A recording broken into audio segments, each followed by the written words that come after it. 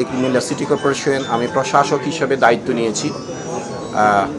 আমি নতুন মানুষ, আমার যে সব কিছু যে আমি জানি বিষয়টা এমন নয়। আমি এই কুমিল্লা শহরের বিভিন্ন শ্রেণী পেশার মানুষকে নিয়ে আমি আমার একটা উপদেষ্টা মণ্ডলী বা কমিটি অথবা আপনারা পরামর্শক কমিটি বলতে পারেন, আমি 10 জনের একটি পরামর্শক কমিটি আমি করব। তো যে সমস্ত গুরুত্বপূর্ণ দায়িত্ব, যে গুরুত্বপূর্ণ সিদ্ধান্ত আমি এই কুমিল্লার এই 10 জন বিভিন্ন শ্রেণী পেশার মানুষকে নিয়ে, যারা এই নগরের উপরে যাদের অভিজ্ঞতা রয়েছে, তাদেরকে নিয়ে একটি উপদেষ্টা মণ্ডলী গঠন করব। ওনাদের পরামর্শ নিয়ে আমি আমার চূড়ান্ত সিদ্ধান্তগুলো নিব।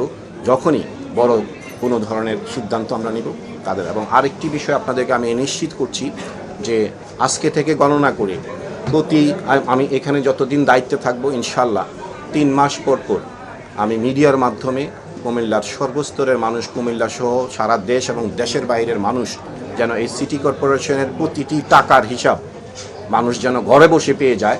1 টাকা থেকে শুরু করে কোথায় কিভাবে খরচ হয়েছে, কোথায় কি খরচ হয়েছে, সিটি কর্পোরেশনে কি আয় ব্যয়, প্রত্যেকটা খরচ যেন 3 মাস পর আমরা মিডিয়ার মাধ্যমে দেব, প্রেস কনফারেন্স করে, যে গত 3 মাসে আমাদের আয় কত হয়েছে, গত 3 মাসে আমাদের ব্যয় কত হয়েছে।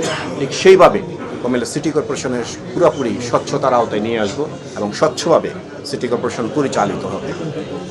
দেখুন, আমি বাংলাদেশ জাতীয়তাবাদী দল বিএনপির সাধারণ সম্পাদক। আমাকে আমার দলকেও পরিচালনা করতে হবে, আমাকে আমার গুরুত্বপূর্ণ যে দায়িত্ব সিটি কর্পোরেশনের সেটিকেও দায়িত্ব আমাকে পালন করতে হবে। তা আমি যখন সকাল 9টা থেকে আমি ইনশাল্লাহ এখানে অফিস শুরু করব, আমার দলীয় নেতাকর্মীরা, আমাদের দলের যারা আছে, তারা যদি এই সিটি কর্পোরেশন সংক্রান্ত কোনো বিষয়ে তার যে সেবা পাওয়ার প্রয়োজন মনে করে সেবার জন্য সে আসে, অবশ্যই সে এখানে আসতে পারবে।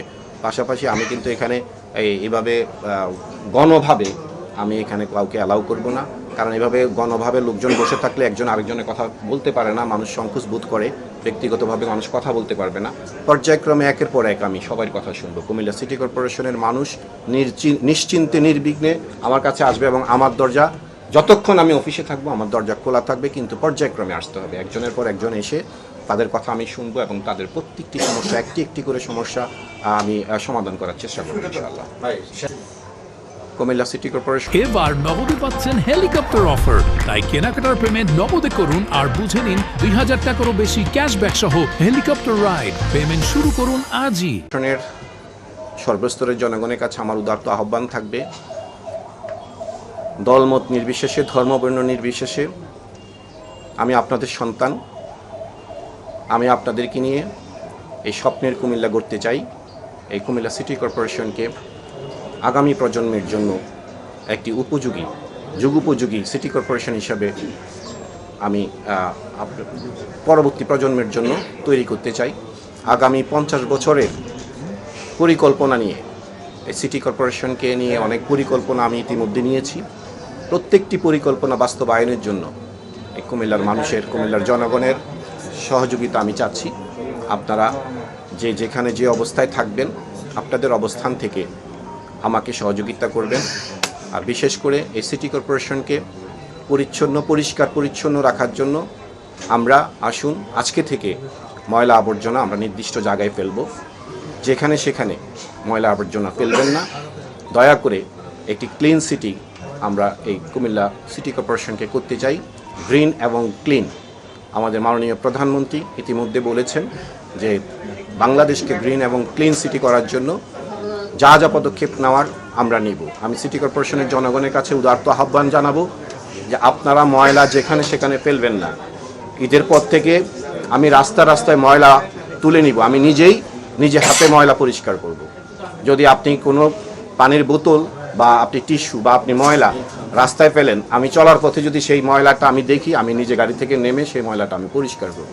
আমি আশা করব যে আপনারা চাইবেন না যে আপনাদের সন্তান বা আপনাদের ভাই বা আপনাদের যে দায়িত্বশীল প্রশাসক সে গাড়ি থেকে নেমে আপনার সেই ফেলে যাওয়া বোতলটা যেন আমাকে উঠাইতে না হয়, বা আপনারা চাইবেন না নিশ্চয়ই আপনার নগরের প্রশাসক নিজে হাত দিয়ে আপনার ফেলে দেওয়া টিস্যুটা যে সে তার হাত দিয়ে উঠাবে, আমি ফেলে দিব, এটি আপনারা দয়া করে করবেন না। আমি আপনাদেরই সন্তান, আমি আপনাদের জন্য কাজ করতে চাই, এই নগরের জন্য কাজ করতে চাই। আপনারা আমাকে সহযোগিতা করুন, ইনশাআল্লাহ আমি ভালো কিছু আপনাদেরকে উপহার দিতে পারবো। মাদক, এই যে চুরি চিন্তাই, তারপরে কিশোর গ্যাং, জিরো টলারেন্স, আমরা এগুলা ছাড় দিব না। মাননীয় প্রধানমন্ত্রী ইতিমধ্যে আমাদেরকে নির্দেশ করেছেন মানুষ যেন তার ঘরে বসে দরজা যদি সে খোলা রাখে তাকে নির্বিঘ্নে সে যেন ঘুমাইতে পারে, সে নিশ্চয়তা আমাদেরকে দিতে হবে। মানুষ যেন তার বাড়ির দরজা খোলা রয়েছে, কেউ যেন আমার ঘরে ঢুকে যাচ্ছে, এই চিন্তা যেন মানুষের মধ্যে না আসতে পারে, সে দায়িত্ব তিনি আমাদেরকে দিয়েছেন। এবং সেজন্য আমি প্রশাসনের সহযোগিতা কামনা করছি এবং আমাদের রাজনৈতিক নেতৃবৃন্দ, রাজনৈতিক নেতাকর্মী যে অবস্থায় যে এলাকায় আছে তাদের সহযোগিতা কামনা করছি। আমরা সকলে স্ব জায়গা থেকে দায়িত্ব নিয়ে আইন শৃঙ্খলা বলেন বা এই চাঁদাবাজ, দুর্নীতিবাজ, মাদক, এগুলোর জন্য আমরা অচিরেই ঈদের পরপরই আমরা কাজ শুরু করব।